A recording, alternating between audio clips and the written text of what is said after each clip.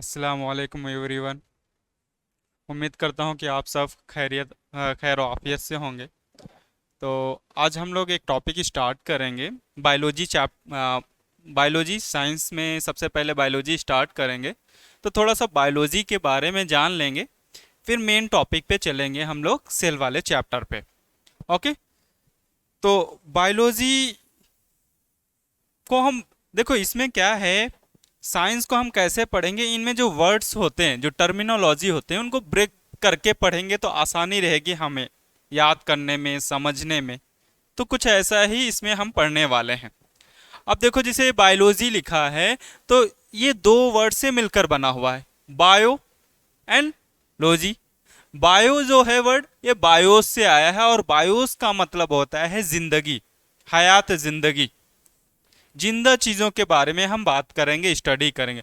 और लॉजी जो वर्ड आया है वो लोगस से आया है। लोगस का मतलब होता है पढ़ना, स्टडी करना।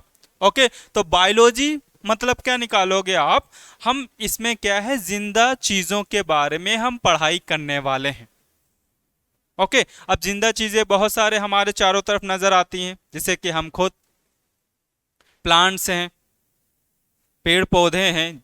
ये सब भी चीजें किस में आएंगे, जिंदा चीजों के बारे में, जिनमें जिंदगी है, हम उनके बारे में स्टडी करेंगे। ओके।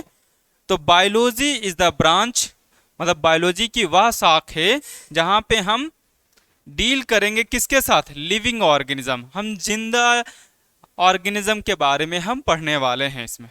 तो इसमें कुछ जो इम्पोर्टेंट बायोलॉजी के कुछ ब्रांचेस हैं, देखो, जैसे कि जूलॉजी है, बॉटनी है, माइक्रोबायोलॉजी है।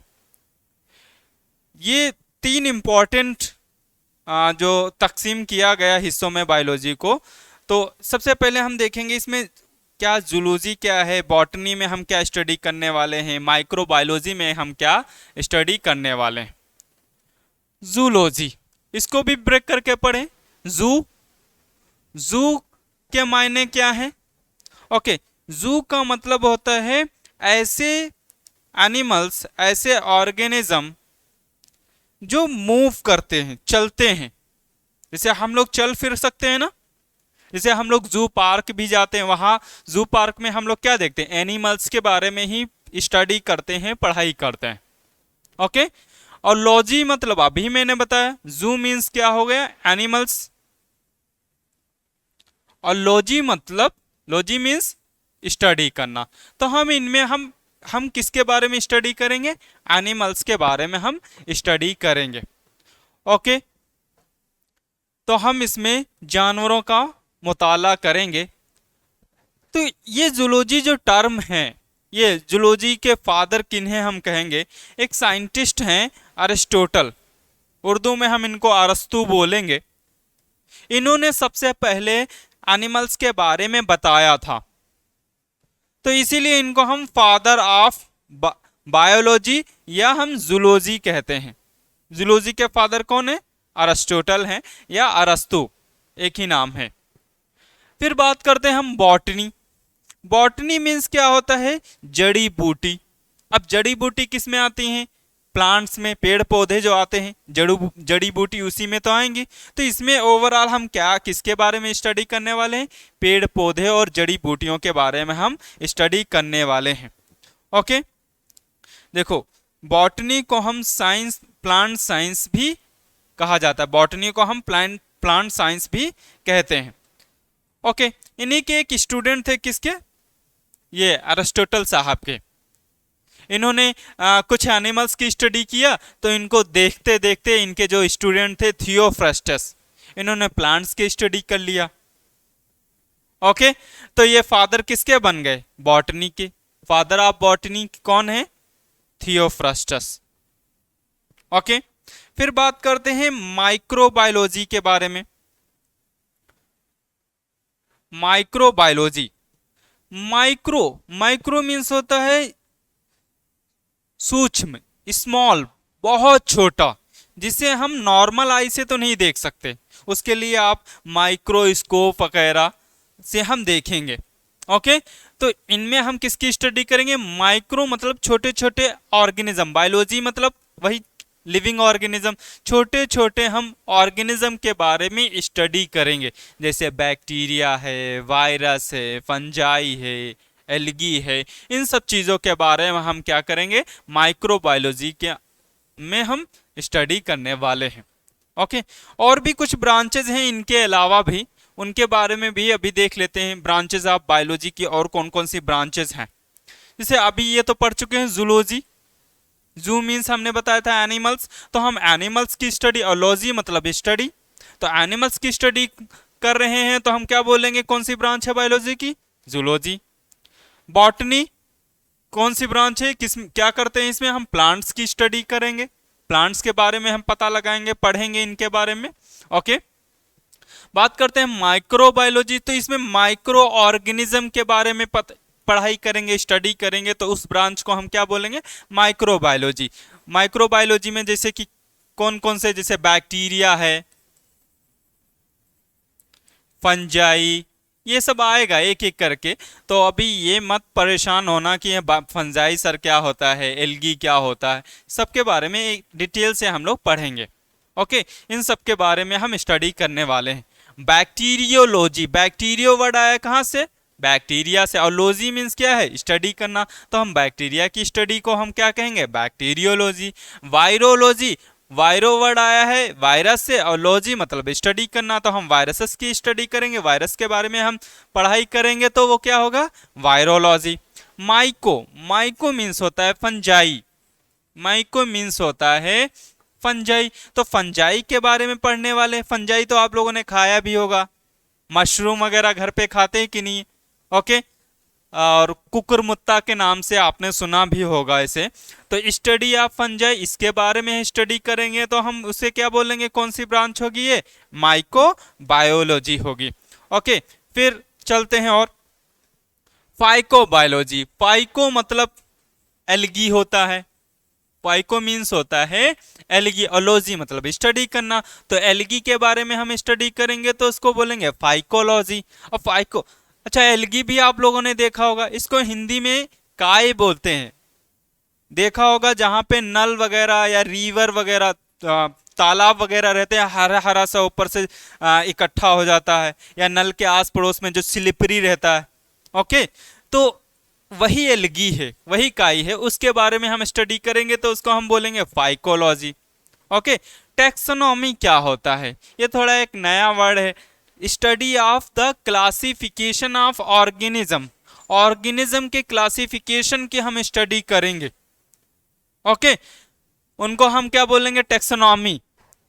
तो ये इसका भी मतलब हम समझ लेते हैं कि जैसे डिफरेंट डिफरेंट नाम रखे गए हैं, इनको हम लॉयन कहते हैं, इसको हम डॉग कहते हैं, कैट है, ये गुलाब का पेड़ है, तो ऐसे ही नाम कैसे रखे गए, कुछ कैरेक्टर्स उनके देखे होंगे, उस हिसाब से हमारे मतलब इन चीज़ों के नाम भी रखे गए। ऐसे हमारे भी तो नाम रखे गए होंगे, हम किस खानदान में पैदा हुए, हमारा सरनेम क्या होना चाहिए, हमारा रिलीजन क्या है, ये सब सारे चीज़ें आपके कैरेक्टर देख के जो है आपका भी नाम रखा गया होगा। तो इसी को हम क्या बोलते हैं, टैक्सोनॉमी। हालांकि टैक्सोनॉमी में अपना नाम नहीं आता, मैं बस एग्जाम्पल के तौर पे बता रहा हूँ कि एनिमल्स के नाम कैसे रखे जाएंगे, इनको हम कौन सी कैटेगरी में हम रखेंगे। कैटेगरी लाइक, अच्छा ये एनिमल देखा, अच्छा ये तो बिल्कुल डॉग की तरह दिखता है, इसको डॉग वाली फैमिली में रखो, इसको कैट वाली फैमिली में रखो, इसको लॉयन वाली फैमिली में रखो, तो कुछ कैरेक्टर्स देखेंगे। ओके, उसकी हम स्टडी करेंगे, तो उसको हम क्या बोलते हैं, टैक्सोनॉमी। ओके, चलो अब पहले चैप्टर पे चलते हैं, जहां से हमारा मेन, ऊपर जो भी पढ़ा वो बस बेसिक चीजें थी। अब हम मेन चैप्टर पे चलते हैं, जिसके बारे में हम जानेंगे, किसके बारे में, सेल्स के बारे में और टिश्यूज के बारे में। ये हैं क्या, building block of life, life की बिल्डिंग ब्लॉक्स हैं, मतलब हम सेल से लाइफ को बनाएंगे। ओके, कैसे बनाएंगे, सेल एक्चुअली सेल है क्या, लाइफ की सबसे छोटी इकाई, सबसे स्मॉलेस्ट यूनिट है क्या, सेल, खलिया जिसे बोल रहे हैं हम। ओके, जितने भी आप इस अर्थ पे, इस धरती के ऊपर आप जितने भी जानदार चीज देख रहे हो आप, वो सब किससे मिलकर बने हैं? सेल से, खलिया से मिलकर बने हैं। ओके, एक लाइन लिखी है, पहले पढ़ लेते हैं फिर मैं बता रहा हूं। Cell is the basic structural and functional unit of organism. तो एक एक का मतलब पहले समझ लेते हैं। यूनिट का मतलब क्या है? यूनिट का मतलब इकाई, इकाई तो हिंदी हो गए। ओके, यूनिट का एक्चुअल मतलब क्या है? हम किसी चीज, जो चीज मिलकर बनी हो, जैसे मान लो फॉर एग्जाम्पल, जैसे मान लो ये मैं कहूं आपके पास 100 रुपीस हैं या 100 नंबर हैं, तो किससे मिलकर बना है? तो एक 1+1+1 करके हमने ऐड, एक एक ऐड करके हमने क्या किया? 100 बनाया होगा। एक एग्जाम्पल और है, जैसे इस रूम की हम बात करें, तो इसमें जो वॉल बनी है, दीवार बनी है, एक एक ईंट से मिलकर बनी है। एक एक ईंट रखते गए, ब्रिक्स रखते गए और हमने एक वॉल बना दी। तो एक वॉल ये बना दी, एक दूसरी वॉल बना दी, चारों तरफ हमने वॉल बनाई, तो इससे एक क्या बना? रूम बना। फिर ये कई रूम, ऐसे छोटे छोटे रूम बनाए, तो इससे एक बिल्डिंग बन गई, हमारा घर बन गया इससे। तो सबसे छोटी चीज क्या है जिससे हम कोई चीज मिलकर बनाते हैं? वो जैसे यहाँ पे वॉल की सबसे, या रूम की सबसे छोटी चीज क्या है? ब्रिक। ऐसे ही हमारी बॉडी किससे मिलकर बनी है? सेल से मिलकर बनी है। तो सेल क्या है? सबसे छोटी चीज है, उसी को हम इकाई बोलते हैं, यूनिट बोलते हैं। अब एक एक चीज, एक एक इकट्ठा करके हमने चीजें बनाई है, तो उससे एक बॉडी बन गई, तो उसी को हम क्या कह रहे हैं? स्ट्रक्चरल कह रहे हैं। फंक्शनल क्या है? मतलब ये कुछ एंजाइम्स, कुछ हार्मोन, जो अभी हमारे रोजमर्रा के जो काम हैं, हम खाते हैं, पीते हैं, उसको कैसे डाइजेस्ट करना है, कैसे सांस लेना है, ये सब काम कौन करेगा? सेल ही करेगा। तो सेल स्ट्रक्चरल मतलब पूरी बॉडी को बनाती है, और फंक्शनल मतलब काम भी करती है। तो cell is the structural and functional unit of organism. Okay, देखते हैं यहां पे। ओके, जैसे यहां पे अब देखो क्या है, अभी जैसे एग्जांपल वॉल वाले लिया था, एक सेल है। अब ये कई सारी सेल मिलकर आपस में, कई सारी सेल मिल गई। अब इन्हें हम क्या कहेंगे? ग्रुप ऑफ सेल्स को हम क्या कहेंगे? टिश्यूज कहेंगे। ठीक है, और ये कई सारे टिश्यूज आपस में मिलकर ऑर्गन बनाएंगे। ऑर्गन लाइक जैसे हार्ट है आपका, दिल है, किडनी है, लीवर है, ये सब क्या है? ऑर्गन है। सेल आपस में कलेक्शन हुआ, इकट्ठा हुई, क्या बनाया? टिश्यूज बनाया। ओके, फिर आज़ा कैसे बने आपके? कई सारे टिश्यूज मिलकर, हमारा दिल है, किडनी है, फेफड़े हैं, ये सब मिलकर टिश्यूज ने बनाए। और कई सारे ऑर्गन मिलकर, मतलब एक हमारा किडनी है, लीवर है, स्टमक है, किडनी, हार्ट है, लंग्स है, ये सब पूरा इकट्ठा मिलकर क्या बनाया है? बॉडी, पूरे जिस्म को बनाया। हाँ, एक चीज और इसमें ऐड कर लेते हैं यहाँ पे, ऑर्गन के बाद जिस्म ना लिखकर लिखो ऑर्गन सिस्टम। ऑर्गन सिस्टम, और ऑर्गन सिस्टम के बाद हम लिखेंगे बॉडी, जिस्म, बॉडी। कैसे? सेल ने ग्रुप किया, क्या बनाया? टिश्यूज। टिश्यूज ने ग्रुपिंग किया, आपस में कलेक्ट हुए, तो क्या बनाया? ऑर्गन। ऑर्गन सिस्टम क्या होता है सर? जैसे ये हमारा हार्ट है, और ब्लड वेसल जिसमें खून बह रहा है। ओके, तो ब्लड वेसल्स और हमारा हार्ट दोनों आपस में काम कर रहे हैं कि नहीं? तो ये दोनों एक सिस्टम बना रहे हैं।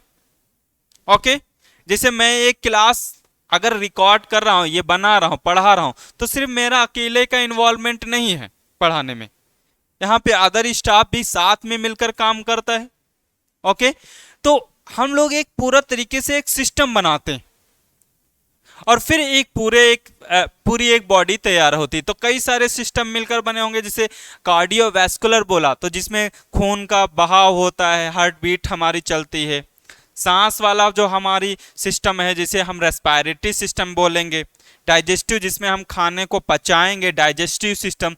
तो ये डिफरेंट सिस्टम मिलकर एक बॉडी को बनाते हैं। ओके, तो एक दूसरा एग्जाम्पल यहाँ पे लिखा हुआ, ईट।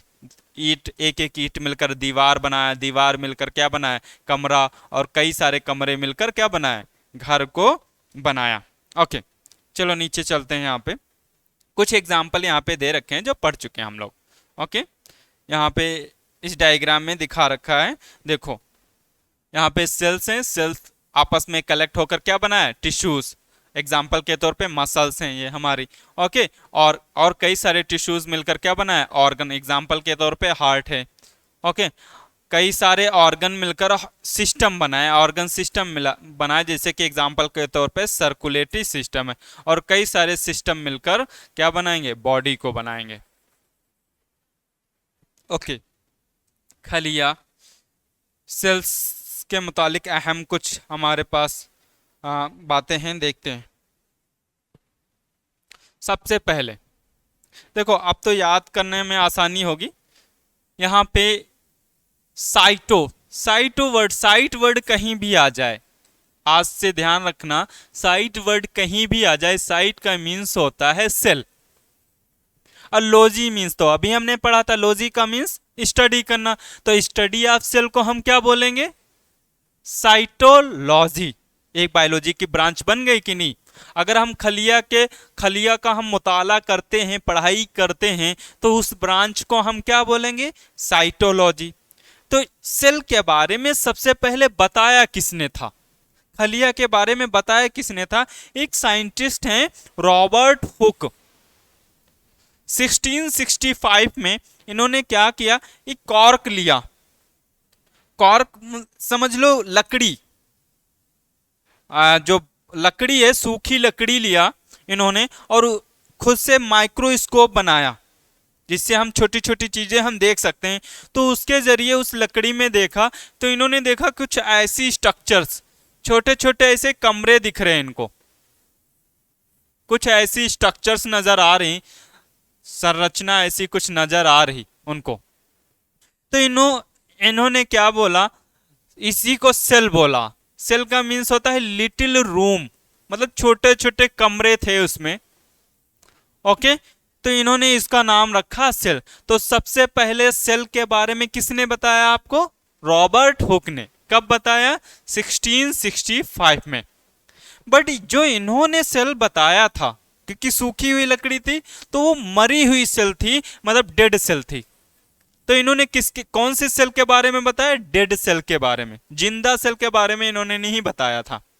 ओके, फिर एक साइंटिस्ट आए एंटोनी वैन लीवेनहॉक। इन्होंने 1674 में लिविंग सेल के बारे में बताया, एक जिंदा खलिया के बारे में बताया, जानदार खलिया के बारे में बताया। ओके, लिविंग सेल की स्टडी इन्होंने किया, सबसे पहले खोज किया था।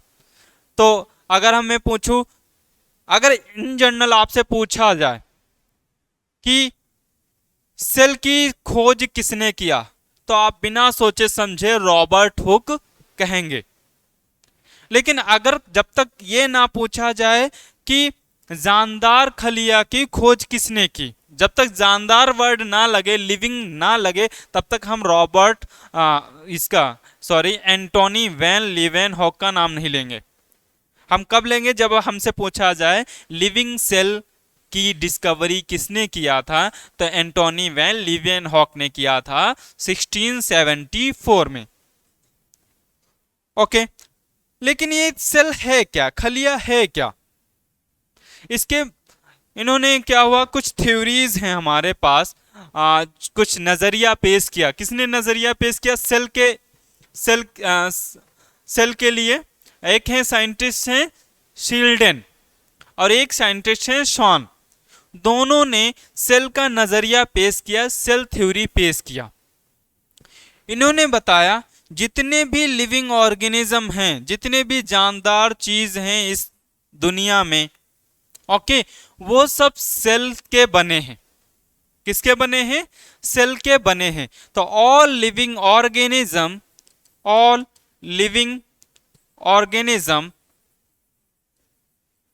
Are made up of cell. जितने भी इस दुनिया में जितने भी लिविंग ऑर्गेनिज्म है, जानदार ऑर्गेनिज्म हैं, वो सब सारे के सारे किसके बने हैं, सेल के बने हुए हैं। तो ये बात किसने कही थी? हमारे शील्डन और शॉन ने कही थी। ओके, अब कुछ बेसिक चीजें हैं जो आपको ऐसे ही याद रखना है। जैसे सबसे अगर आपसे पूछा जाए लॉन्गेस्ट सेल कौन सी है, सबसे लंबी सेल कौन सी है, वो कौन सी है? न्यूरॉन। ओके, हिंदी में तंत्र बोलते हैं न्यूरॉन। न्यूरॉन आपने कई सारी बुक्स में ऐसे से देखा भी होगा, बनी होती हैं ऐसे कुछ स्ट्रक्चर्स। ये हमारे पास भी होते हैं। ये ऐसे पूरी ऐसे ही हमारी बॉडी में ऐसे रहती हैं और ब्रेन तक जाती हैं। तो हम जैसे ही कोई हमें टच करता है तो हमें फौरन पता चल जाता है। तो मैसेज ले जाने और लाने का काम करती हैं ये सबसे लॉन्गेस्ट सेल है हमारी बॉडी के अंदर। ओके, सबसे छोटी मतलब स्मॉलेस्ट सेल कौन सी है? स्मॉलेस्ट वो कौन सी है? माइकोप्लाज्म। ये माइक्रो ऑर्गेनिज्म में आता है। ओके, माइकोप्लाज्म सबसे स्मॉलेस्ट खलिया है, सबसे छोटी खलिया है। फिर बात करते हैं सबसे बड़ी, मतलब कि लार्जेस्ट। सबसे बड़ी सेल किसकी है? शुतुरमुर्ग के अंडे की सेल। ओके, ऑस्ट्रिच एग्स, शुतुरमुर्ग के अंडे की जो सेल होती है सबसे बड़ी होती है। ओके, चलो अब हम पढ़ते हैं स्टडी। अब थोड़ा सेल के बारे में, स्ट्रक्चर के बारे में उसकी देखते हैं, तश्कील क्या है उसके, स्ट्रक्चर ऑफ सेल के बारे में हम पढ़ते हैं। तो कुछ स्ट्रक्चर्स इसमें पाई जाते हैं, वो हम इसमें बाद में पढ़ेंगे, लेकिन बस एक लिस्ट है वो पढ़ेंगे अभी। देखो, सबसे जो बाहरी लेयर होगी, कवरिंग होती है, उसी को हम क्या बोलते हैं? Cell membrane. ये स्ट्रक्चर है। सेल मतलब तो अभी हमने पढ़ा, मेम्ब्रेन मतलब होता है झिल्ली। तो झिल्ली तो बाहरी होगी, बाहरी जो कवरिंग होगी उसको हम बोलते हैं सेल मेम्ब्रेन। एक एक के बारे में हम नीचे अभी डिटेल से हम पढ़ने वाले हैं। एक खलिया की दीवार होती है, मतलब सेल मेम्ब्रेन के, जैसे ये सेल है ना, तो ये सेल मेम्ब्रेन हो गया, इसके ऊपर भी एक लेयर होती है जिसे हम बोलेंगे सेल वॉल। फिर बीच में एक केंद्रक होता है, एक सेंटर में होता है जिसे हम बोलेंगे न्यूक्लियस। और इसके अंदर जो फ्लूइड भरा रहेगा, वाटरी फ्लूइड, पानी जैसा जो भरा रहेगा इसके अंदर, ओके, उसको हम बोलेंगे साइटोप्लाज्म। न्यूक्लियस के अंदर जो फ्लूइड भरा रहेगा उसे हम बोलेंगे न्यूक्लियोप्लाज्म। इसके अंदर कुछ एनर्जी प्रोड्यूसिंग कुछ ऑर्गेनेल्स होंगे जिन्हें हम बोलेंगे माइटोकॉन्ड्रिया। ये स्ट्रक्चर पढ़ेंगे तो परेशान मत होइए। ओके, और ये नए नए टर्म जो आ भी रहे हैं तब भी परेशान मत होइए। ये आप लग रहा होगा कि बड़ा टफ है, लेकिन आप कंसिस्टेंसी के साथ लगभग 1 महीना भी पढ़ लेंगे अच्छे से ना, तो ये सब सारे टर्मिनोलॉजी जो भी आ रहे हैं ना आपके दिमाग में याद रह जाएंगे हमेशा। ओके, ये भूलेंगे नहीं। तो परेशान मत होइए इसके बारे में कि ये क्या है सर। माइटोकॉन्ड्रिया के बारे में पढ़ेंगे, एंडोप्लाज्मिक रेटिकुलम, ईआर शॉर्टकट में ईआर बोलेंगे। राइबोसोम हम पढ़ने वाले हैं। गोल्जी बॉडी क्या होता है ये भी जानेंगे। और सेंट्रोसोम, वैक्यूल। ओके, तो ये स्ट्रक्चर्स हैं, किसकी स्ट्रक्चर्स हैं? सेल के अंदर पाए जाते हैं। लाइसोसोम्स हैं और प्लास्टिड है। आप खुद सोचो सेल कितनी छोटी है, बहुत स्मॉल होती है, मतलब बहुत छोटी होती है। हम नेकेड आई, नॉर्मल आई से नहीं देख सकते हैं, और उसके अंदर ये सब चीजें पाई जाती। सोचिए, अब देखो क्या है, ये भी जो भी चीजें पाई जा रही है ना, तो इनको हम ऑर्गेनेल्स बोलते हैं। जो भी पार्टिकल सेल के अंदर पाए जाते हैं इनको हम ऑर्गेनेल्स बोलते हैं। तो जो भी चीजें हम पढ़ेंगे ना, तो ऑर्गेनेल्स के बारे में अभी जानेंगे। अब एक एक के बारे में पढ़ते हैं। सबसे पहले खलिया की झिल्ली के बारे में पढ़ते हैं, क्या है।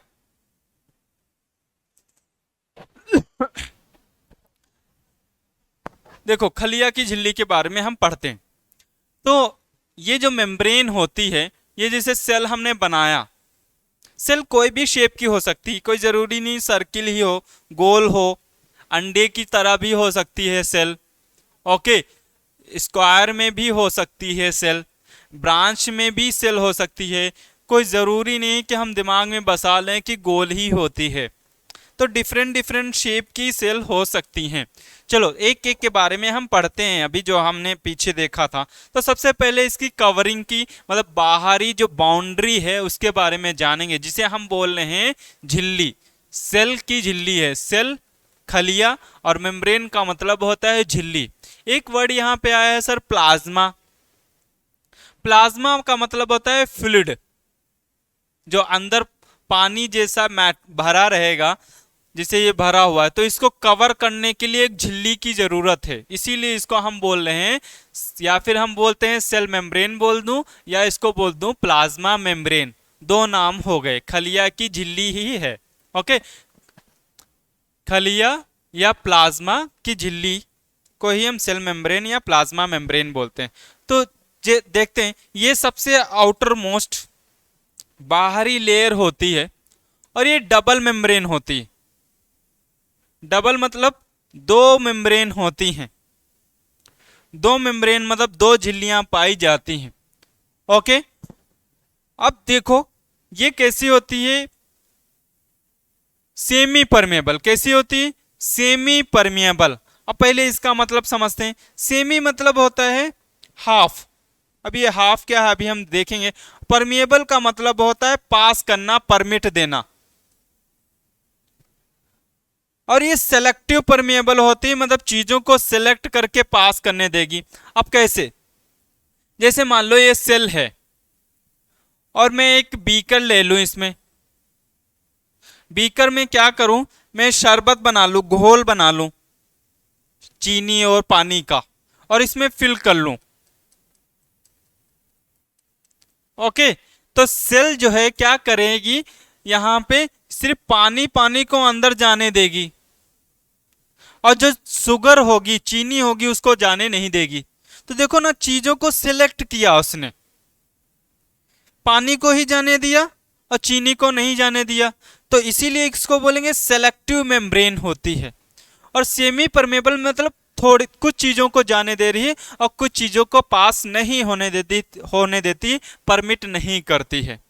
ओके, तो ये मेम्ब्रेन कैसी होती है? सेमी परमेबल होती है और सेलेक्टिव मेम्ब्रेन होती है, चीजों को सिलेक्ट करके ही अंदर भेजती है, या किसी को बाहर भेजना हो तो सिलेक्ट चीजों को ही भेजेगी कि तुमको जाना है, तुमको जाने देना है, तुमको नहीं जाने देना है। ओके, तो ये काम हो रहा है। ऐसे हमारे साथ भी होता है। लास्ट टाइम जब स्कूल से बाहर जाना रहता है ना, छुट्टी जैसे ही, तो 5-10 मिनट के लिए कहा हाई स्कूल वाले रुक जाओ, पहले क्लास 9th वाले जाने देंगे। सेलेक्ट कर लिया चीजों को, कुछ ही लोगों को परमिट दिया, कुछ लोगों को परमिट नहीं दिया ना। तो ऐसे ही ये मेम्ब्रेन भी करती है। ओके, जाना तो हर कोई लोग जाता है, हाई स्कूल वाला भी कोशिश करता है कि कैसे निकल जाए, बट जाने नहीं दिया जाता है। कोई ना कोई एक पर्सन वहां पे खड़ा रहता है, फैकल्टी खड़ा रहता है, कहता है नहीं तुमको नहीं जाने देना, अभी इनकी छुट्टी हुई है। ओके, तो सेम यहाँ भी मेम्ब्रेन भी ऐसे ही कुछ काम करती। तो ये मेम्ब्रेन बनी किस चीज की है, देखते हैं। इनके बारे में हम आगे पढ़ेंगे, बस जान लेते हैं। प्रोटीन, अभी मत पूछना कि सर ये प्रोटीन क्या होता है, लिपिड्स क्या होता है, कार्बोहाइड्रेट क्या होता है। एक इसके बाद ही एक नया चैप्टर स्टार्ट होगा खाने पीने से रिलेटेड। ओके, तब हम पढ़ेंगे सर ये प्रोटीन क्या होता है, लिपिड्स क्या होता है और कार्बोहाइड्रेट क्या। बस ये जान लेते हैं, लेकिन ये चीजें हम रोज ही खाते हैं, और इन्हीं चीजों से हमारी बॉडी तो बनती है। घर पे अम्मी और अब्बू कहते हैं ना, बेटा खाते रहो मजबूत हो जाओगे। तो मजबूत होने का मतलब है हम प्रोटीन, लिपिड और कार्बोहाइड्रेट खाते हैं, और चीजें इन्हीं चीजों से मिलकर बनती हैं। तो यहाँ पे जो सेल मेम्ब्रेन है ना, आउटर मेम्ब्रेन है ना, प्रोटीन 50% प्रोटीन से बनती है, 50% जो है किससे बनती है, प्रोटीन का हिस्सा होता है इसमें। 45% क्या होता है, 45% लिपिड वाला हिस्सा होता है। लिपिड चर्बी सुना होगा ना। ओके, कार्बोहाइड्रेट 5% इसमें क्या होता है, 5% में कार्बोहाइड्रेट होता है। तो इन चीजों से मिलकर बनी होती है, इनका कंपोजिशन होता है सेल मेम्ब्रेन में। ओके, अभी मैंने बताया था फंक्शन क्या है। अब देखो ये तो स्ट्रक्चर हो गई, सेल मेम्ब्रेन दिखती कैसे, किस चीज से बनी है। अब बात करते हैं फंक्शन, इसके काम क्या है। ओके, वो हम देखते हैं। अब देखो खलिया के आजा क्या है, मतलब खलिया के जो अभी हमने बताया ना, इसके अंदर छोटे छोटे पार्टिकल्स पाए जाते हैं, जैसे अभी हमने बताया गोल्जी बॉडी, राइबोसोम, न्यूक्लियस, ये चीजें हमने बताई, उन्हीं को हम क्या बोलते हैं, सेल ऑर्गेनेल्स। मतलब खलिया खुद खलिया के भी आजा होते हैं, उन्हीं को हम क्या बोलते हैं, सेल ऑर्गेनेल्स होते हैं। ओके, तो ये अंदर इसके अंदर रहते हैं, इस सेल मेम्ब्रेन के अंदर ही हैं। ओके, और डिफरेंट डिफरेंट काम करेंगे, वहां पे अलग अलग तरीके से काम करेंगे। चलो अब नीचे आते हैं हम लोग, अब पढ़ते हैं cell wall. Cell wall, cell wall मतलब खलिया की दीवार, खलिया दीवार। ओके, तो खलिया दीवार, देखो ये चीजें बहुत इंपॉर्टेंट है। सेल वॉल क्या है, ये सेल मेम्ब्रेन है। सेल मेम्ब्रेन कैसी थी, डबल मेम्ब्रेनस थी स्ट्रक्चर, और इसके ऊपर ये वॉल पाई जाती है, इसी को हम सेल वॉल बोलते हैं। मतलब सेल मेम्ब्रेन के ऊपर भी एक दीवार पाई जाती है, जिसे हम बोलते हैं सेल वॉल बोलते हैं। ओके, और खास बात जानते हो क्या है, ये सेल वॉल सिर्फ और सिर्फ प्लांट में पाई जाती है, और भी अदर ऑर्गेनिज्म हैं वो अभी नीचे पढ़ेंगे, लेकिन अभी आपको ये याद रखना कि सेल वॉल सिर्फ और सिर्फ कहाँ पाई जाती है, प्लांट्स में, पेड़ पौधों में। हम में सेल वॉल नहीं होती है, हम में सिर्फ सेल मेम्ब्रेन होती है, ये वाली मेम्ब्रेन होती है, लेकिन प्लांट्स में क्या है, सेल वॉल भी पाई जाती है।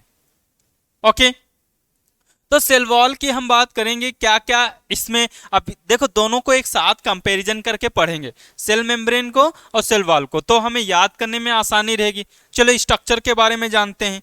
देखो ये क्या है, परमिएबल होती है। याद है ना, अभी सेल मेम्ब्रेन के बारे में पढ़ा था, तो ये बोला था हाफ मतलब सेमी परमिएबल होती है।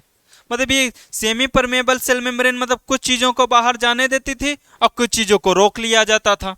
बट जो ये सेल वॉल होती है, ये सभी को पास करने देती है। एक साथ मान लो आपकी छुट्टी हो गई, सभी को पास परमिट मिल गया। परमिएबल का मतलब होता है परमिट देना, पास करना। तो इसमें क्या है, कोई भी चीज जाना चाहे जा रहा है, जो भी चीज निकलना चाहे आ सकता है, कोई रोकने टोकने वाला यहां पे नहीं है। तो ये हर किसी को परमिट देता है। ओके, यहां पे बात करते हैं ये बनी किसकी है। जैसे केमिकल्स की बात करें, ऊपर अभी हमने पढ़ा था सेल मेम्ब्रेन किसकी बनी थी, लिपिड्स की, कार्बोहाइड्रेट की, प्रोटीन की। तो सेल वॉल किसकी बनी होती है, सेलुलोज किसकी बनी है, सेलुलोज की बनी होती है। ओके, क्या है, ये बहुत पेचीदा मादा मतलब मैटर होता है सेलुलोज, उसकी बनी होती। तो ये कुछ चीजें याद रखनी है। अभी नीचे और भी चीज पढ़ेंगे हम लोग, जैसे प्लांट में जो सेल वॉल बनी है, सेलुलोज की बनी, किसकी बनी है, सेलुलोज की बनी है। नीचे अभी हम पढ़ेंगे फंजाई के बारे में, तो फंजाई की जो सेल वॉल बनी होगी वो काइटिन की बनी होती है। तो डिफरेंट डिफरेंट टाइप के केमिकल्स हैं, ये हायर क्लासेस में हम लोग पढ़ेंगे कि ये क्या होते हैं। ओके, और भी चीजें हम पढ़ने वाले हैं नीचे। चलो बात करते हैं इसके स्ट्रेंथ की। देखो जो सेल वॉल होती है ये हार्ड होती है, हार्ड का मतलब टफ होती है। इसको अगर मैं प्रेस करना चाहूं तो प्रेस नहीं होगी। ओके, लेकिन सेल मेम्ब्रेन ऐसा नहीं था, वो वीक थोड़ा होती है। अब जैसे हम लोग देखो सेल के ही तो बने, अगर मैं इस स्किन को ऐसे प्रेस करूं तो दब जा रही है आराम से, लेकिन प्लांट को जाके आज उसकी टहनी उठाना और हाथ से प्रेस करना, क्या प्रेस होगी, नहीं, इतनी आसानी से प्रेस नहीं होगी, क्योंकि उसकी आउटर कवरिंग किसकी है, सेल वॉल की। ये बहुत हार्ड मैटर की बनी है, सेलुलोज की बनी है। लेकिन सेल मेम्ब्रेन हार्ड नहीं होती है। तो सेल वॉल थोड़ा जो इसकी स्ट्रक्चर होती है थोड़ा हार्ड होती है। क्यों ऐसा करते हैं, ये सपोर्ट देती है। सपोर्ट का मतलब है कि इसके अंदर जो भी आजा हैं, ऑर्गेनेल्स हैं, न्यूक्लियस, माइटोकॉन्ड्रिया, उसको फटने से बचाती है, सपोर्ट मजबूती देती है कि बाहर से कोई चोट उसे ना लगे। साथ में एक स्ट्रक्चर शेप देती है कि मान लो ये शेप यहाँ पे प्लांट सेल ये दिख रहा है, ये जो ग्रीन ग्रीन दिख रहा है ना, यही सेल वॉल है, ये हिस्सा। ओके, तो इससे ये क्या है, अगर मान लो ये रेक्टेंगल शेप की है तो ये रेक्टेंगल में ही बनी रहे, ये ना हो कि कल को ये सर्किल हो जाए, ऐसे गोल हो जाए, ओवल शेप हो जाए, ऐसा ना हो। जिस शेप में इसको इस सेल है उसी सेल में उसी शेप में बनी रहे, ये सेल वॉल का काम होता है।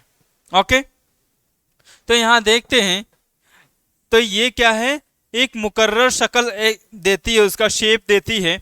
ओके, तो खलिया की वजह से जो दरख्त हैं ना मजबूत होते हैं, हार्ड होते हैं प्लांट्स। ओके, और एक सपोर्ट मिलता है उनको। ओके, ये चीजें हो गए। अभी जैसे अभी हम बता रहे थे कि बैक्टीरिया की सेल वॉल किसकी बनी होती है, मोरिन की, और फंजाई की सेल वॉल किसकी बनी होती है, काइटिन की। तो ये नोट के तौर पे आप याद रखना। ओके, बाकी प्लांट की बताओ सेल वॉल किसकी बनी होती है, प्लांट की सेल वॉल सेलुलोज की बनी होती है। Okay okay,